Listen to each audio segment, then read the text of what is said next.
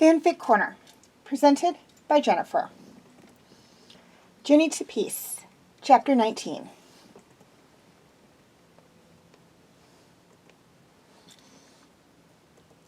Okay, for those of you who have not yet seen the first few videos for Journey to Peace, I suggest you go view those now, as this is a continuation of that story.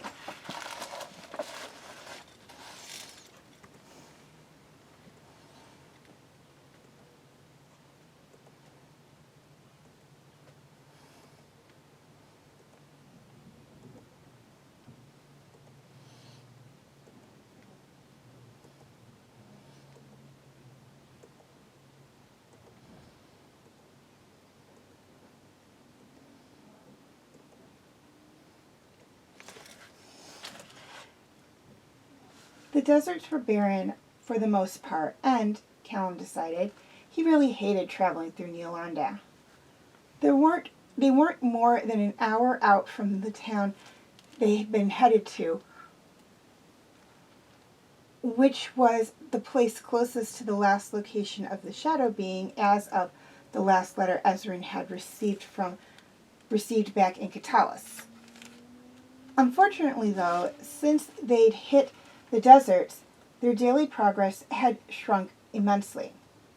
For safety reasons, for the people and their horses, they could only travel in the early mornings and late evenings when the sun wasn't constantly beating down on them with unrelenting heat.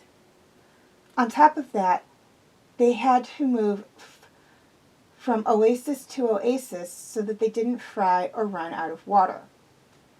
How in the world humans had adapted to living here was beyond Callum. But he figured that he shouldn't judge too hastily when he was the one who would probably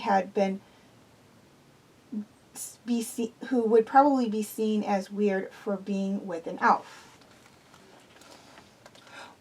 We could get there faster if we picked up the pace a little, Rand spoke from the rear of the group, and Callum didn't miss how Gren shifted in his saddle to sign the elf's words to his aunt. Amaya was still and silent for a moment before she replied, though Callum only got it because Gren translated since he couldn't really see her hands. It would risk stressing the horses. As it is, we're risking traveling as late as it's getting. That's why we should move faster. It might stress the horses, but not as much as being caught in the full heat of the sun will wear on all of us. Rayla doesn't say anything, but Callum knew that she was hoping the same thing he was, that the two wouldn't argue. Both leaders and warriors, yes, assassins counted as a form of warriors, neither Rand or Amaya were used to having their orders challenged, though Rayla said it was common for assassin teams to talk all decisions through with everyone. Time permitted, at least. Amaya was still for was still for a certain amount of time.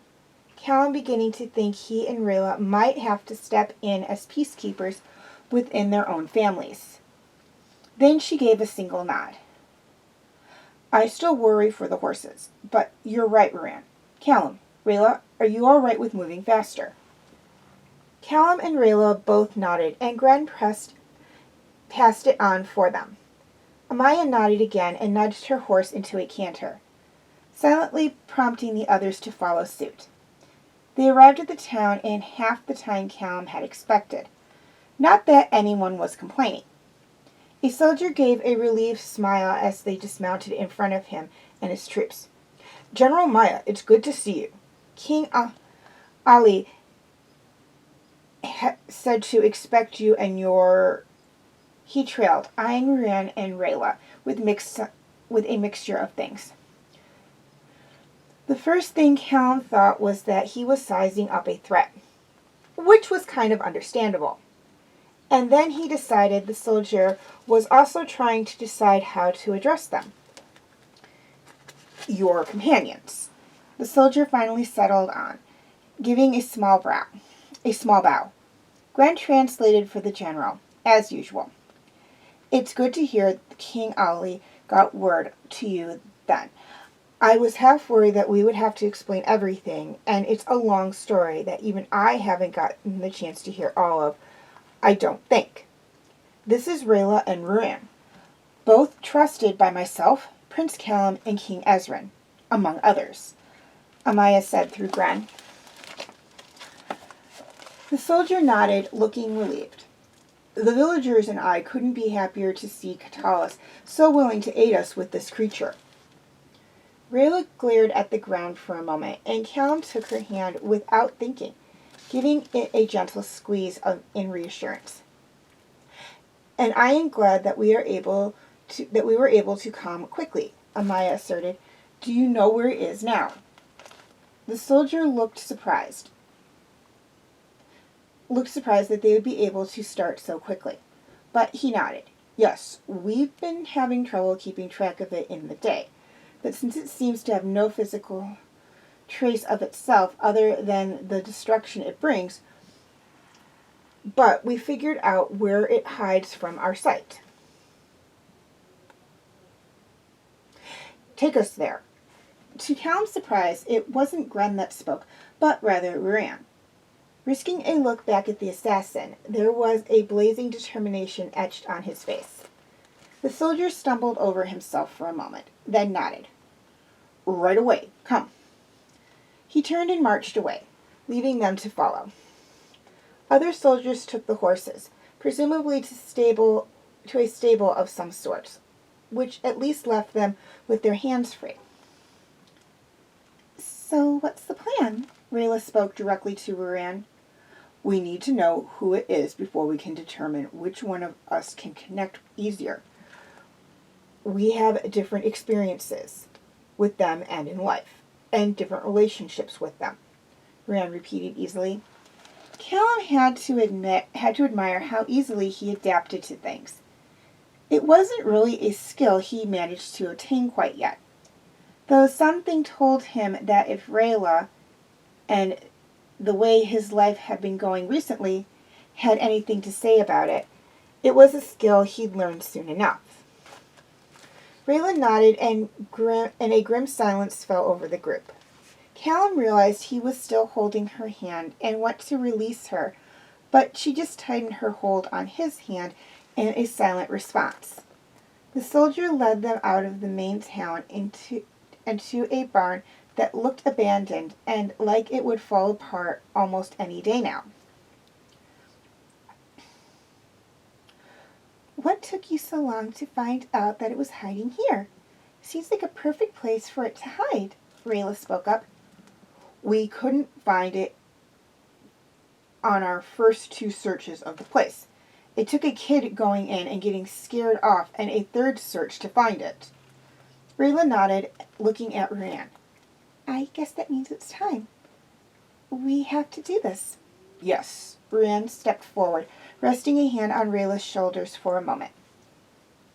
Stay here. We have to do this alone. Rayla looked right at Callum as she spoke, striding side by side with Ruan to the barn door.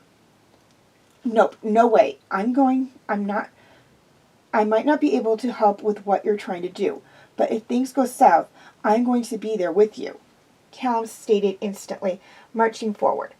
Rayla sighed, looking a bit exasperated, but not arguing further. Her and Ruan took places at the door and on a silent cue shoved it open, dashing in with Callum following. Inside the barn was surprisingly dark, only broken by a few beams of light and the light streaming through the door. Rayla, close the door. Ruan's voice was surprisingly soft, and Rayla didn't hesitate to slip around in back of Callum. The light vanished, and Callum nearly jumped out of his skin when Rayla's hand landed on his shoulder. Relax, it's just me. Ruan is about 5 feet in front of us. No sign of the shadow assassin yet, she murmured. How can you tell all that? Callum asked, squinting. His eyes were slowly adjusting to the dim light, making out Ruan's shape in the darkness. With barely half a second's notice, Callum spotted a flash of purple in the darkness, then the unmistakable clang of blades.